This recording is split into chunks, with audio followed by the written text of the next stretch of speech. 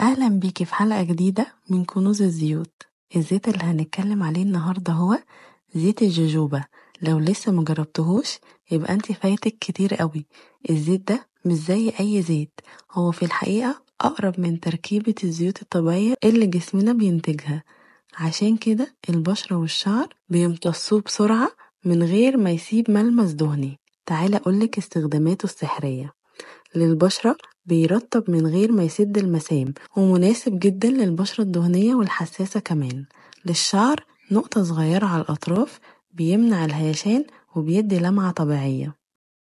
ده غير كده إن هو بيساعد على تهدئة الالتهابات وبيمنع التجاعيد المبكرة. باختصار، زيت الجوجوبا خفيف وفعال وسحري لبشرتك ولشعرك. بس كده، تابعيني في كنوز الزيوت عشان تكتشفي كل يوم زيت جديد من كنوز الطبيعة.